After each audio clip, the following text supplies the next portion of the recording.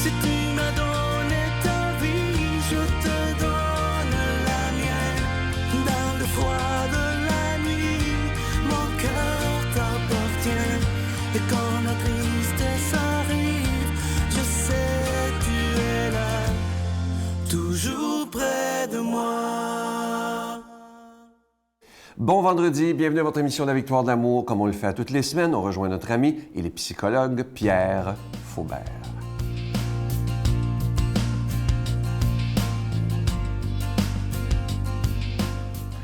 Bonjour et j'espère que vous vous remettez de toutes ces joies, peut-être des peines aussi, hein, parce que la période de Noël n'apporte pas que de la joie, ça peut aussi apporter des peines.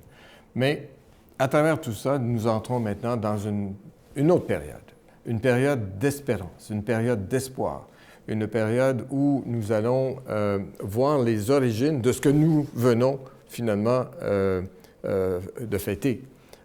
C'est le texte de Luc, qui est aussi un texte qui vient dans le prochain dimanche, qui nous parle de cette apparition d'un ange. Mais vous savez, le mot « ange », que nous avons un peu développé comme une fantaisie, bien, ça vient du mot grec « angelou », qui veut dire « messager ». D'ailleurs, c'est la même racine que le mot « évangile ». Ange et évangile, c'est la même racine. Alors, l'ange, c'est-à-dire un envoyé de Dieu, quelle forme, on ne sait pas, là, mais il y a un messager de Dieu qui paraît à une très jeune femme, on pourrait même dire fille, on pense qu'elle était adolescente, qui s'appelle Marie. Et puis, Marie, on peut la prier, on peut avoir toutes sortes de vénérations, on a pensez à Lourdes, par exemple, on a des lieux, des sanctuaires qui lui sont dédiés. Mais il y a aussi des caractéristiques de cette femme, telles que ces caractéristiques nous sont présentées dans certains textes bibliques, qui peuvent nous aider en tant qu'être humain, c'est-à-dire même sur le plan psychique. Alors, le texte ici dit, l'ange lui dit, donc le messager, lui dit, « Alors, sois sans crainte, Marie. » Parce que c'est quoi cette affaire-là? Hein? Quelqu'un vient dans votre demeure. C'est un peu effrayant, surtout si on ne s'y attend pas. Alors donc, car tu as trouvé grâce auprès de Dieu, voici que tu vas concevoir et enfanter. Ça n'a absolument aucun sens dans l'esprit de cette jeune fille qui le dira. Comment est-ce possible? Parce que je ne connais point d'homme. Alors c'est très intéressant, l'utilisation du mot « connaître » dans ce contexte ici, qui veut dire relation, avoir eu une relation intime, sexuelle, avec un homme, le connaître. Donc, c'est une expérience.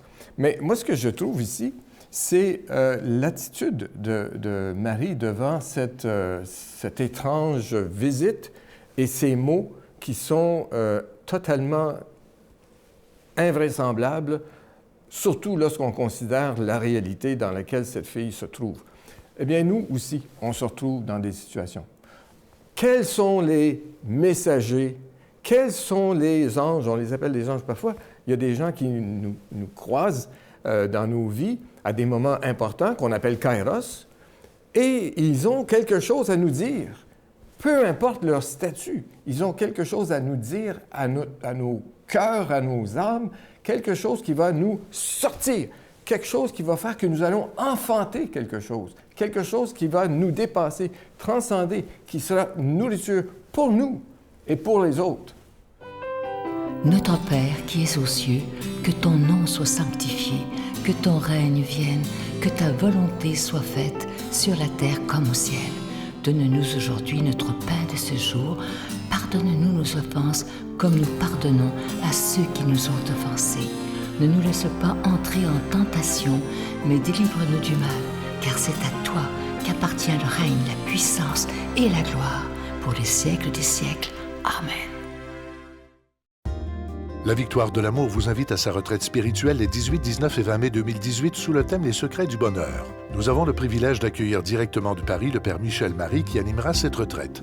De plus, le vendredi soir, un souper-spectacle avec le Père Michel Marie et ses musiciens vous sera offert. Seront aussi présents Brigitte Bédard, Miguel Padilla et Sylvain Charon à l'hôtel et suite Le Dauphin de Drummondville. Réservé au 514-523-4433 ou 1-888-811-92-91. Je suis tellement content de vous parler encore une fois de ce magnifique cadeau du mois, une exclusivité de la Victoire de l'amour. Il s'agit du pendentif de la Vierge Marie et de l'Enfant Jésus. C'est plaqué nickel argenté, donc ça ne ternira pas. Et comme toujours, le pendentif, il est déjà béni. Je vous rappelle que vous pouvez le recevoir avec un don de 25 $ et si vous en voulez deux, avec un don de 40 $. Et évidemment, vous recevrez aussi un reçu pour fin d'impôt. Je vous donne l'adresse, la Victoire de l'amour, casier postal 120, succursale Boucherville à Boucherville, le J4B 56.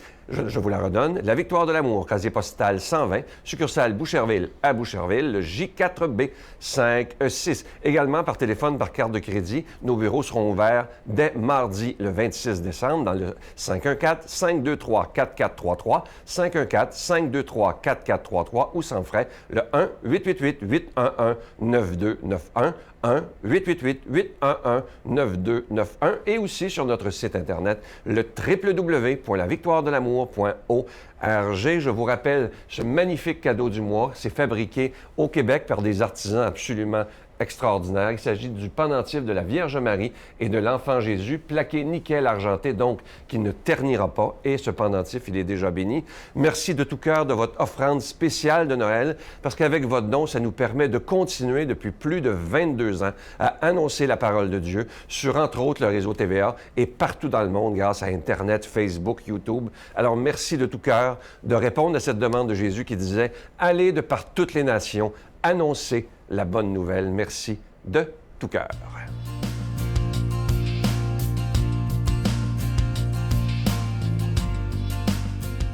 Mon Dieu, donnez-moi la sérénité d'accepter les choses que je ne peux changer, le courage de changer les choses que je peux et la sagesse d'en connaître la différence. Amen. Aujourd'hui, la parole de Dieu est proclamée par quelqu'un que j'apprécie beaucoup, et vous aussi d'ailleurs. Il est de Paris, le Père Michel Marie.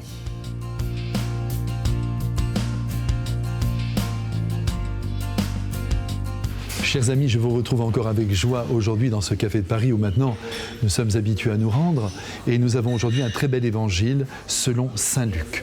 Quand fut accompli le temps prescrit par la loi de Moïse pour la purification, les parents de Jésus l'amenèrent à Jérusalem pour le présenter au Seigneur. Selon ce qui est écrit dans la loi, tout premier-né de sexe masculin sera consacré au Seigneur. Il venait aussi offrir le sacrifice prescrit par la loi du Seigneur à un couple de tourterelles ou 2 petites colombes. Or, il y avait à Jérusalem un homme appelé Siméon. C'était un homme juste et religieux qui attendait la consolation d'Israël, et l'Esprit Saint était sur lui. Il avait reçu de l'Esprit Saint l'annonce qu'il ne verrait pas la mort avant d'avoir vu le Christ, le Messie du Seigneur. Sous l'action de l'Esprit, Siméon vint au temple. Au moment où les parents présentaient l'enfant Jésus pour se conformer au rite de la loi qui le concernait, Siméon reçut l'enfant dans ses bras et il bénit Dieu en disant « Maintenant, ô Maître souverain, tu peux laisser ton serviteur s'en aller dans la paix selon ta parole, car mes yeux ont vu le salut que tu préparais à la face des peuples, lumière qui se révèle aux nations et donne gloire à ton peuple Israël. » Le père et la mère de l'enfant s'étonnaient de ce qui était dit de lui. Siméon les bénit, puis il dit à Marie sa mère, « Voici que cet enfant provoquera la chute et le relèvement de beaucoup en Israël. Il sera un signe de contradiction, et toi, ton âme sera traversée d'un glaive.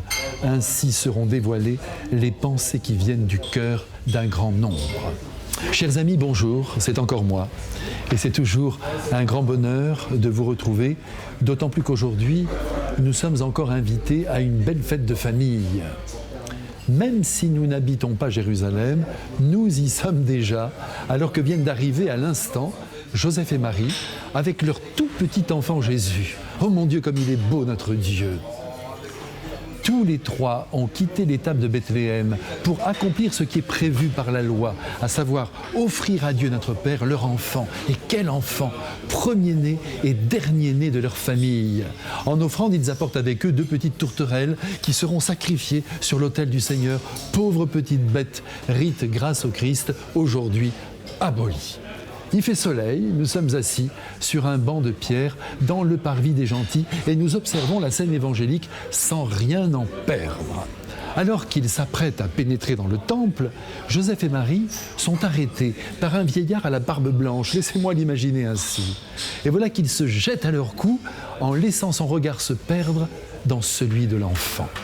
Cet homme, rempli d'Esprit Saint, et c'est très important que nous le remarquions, car l'Esprit de Dieu n'est pas réservé aux seuls catholiques et même aux seuls chrétiens, mais il est accordé à tous les hommes qui mettent leur confiance dans le Créateur de l'univers. Cet homme n'hésite pas à prendre d'autorité l'enfant Jésus dans ses bras. Marie d'ailleurs le lui donne volontiers, et voilà qu'il prophétise d'une manière incroyable.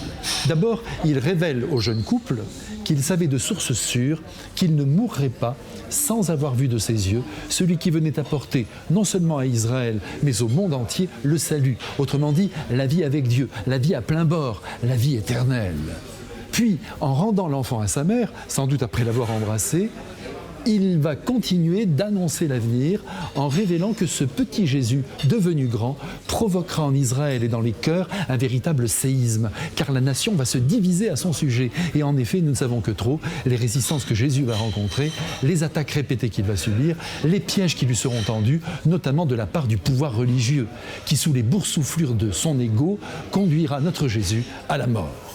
Oh, que ce vieillard voit clair dans les événements à venir. Et il ne s'arrête pas là. Après l'enfant, voilà qu'il se tourne vers sa mère, belle comme un soleil, mais avec déjà sur son cœur des taches de sang. En effet, lui dit-il, un jour unique entre tous, une épée viendra transpercer ton âme. Mais oui, bien sûr, nous qui connaissons la fin de l'histoire, comment ne pas penser au Christ Jésus suspendu à la croix, mort depuis quelques instants et recevant en plein cœur de la part d'un soldat inconscient un coup de lance qui n'a pu que retentir en écho dans l'être de Marie. La voilà, avec 30 ans d'avance, informée sur son destin tragique. Destin qu'elle ne peut encore décrypter, mais qu'elle accepte sans broncher. Dieu seul sait ce que vous et moi allons devoir traverser d'épreuves et peut-être même de drames sur les années à venir. Mais n'oublions jamais que Marie est à nos côtés, sans oublier son Joseph, et que tous deux veillent sur nous et nous serrent de leur tendresse, en considérant désormais chacun de nous comme leur enfant. Avec eux, face aux épreuves de la vie, je veux booster votre courage en vous bénissant, et je le fais de grand cœur, au nom du Père et du Fils et du Saint-Esprit. Amen. Marie, que votre âme est immense et que vos bras sont grands quand ils viennent en tendresse effacer nos tourments. Je vous salue Marie, pleine de grâce. Le Seigneur est avec vous. Vous êtes bénie entre toutes les femmes, et Jésus, le fruit de vos entrailles, est béni. Sainte Marie, Mère de Dieu, priez pour nous pauvres pécheurs, maintenant et à l'heure de notre mort. Amen.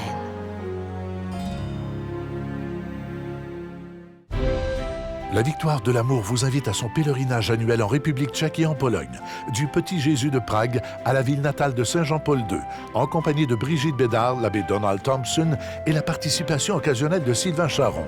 Nous visiterons entre autres les villes de Prague, Cracovie, Auschwitz et plusieurs autres.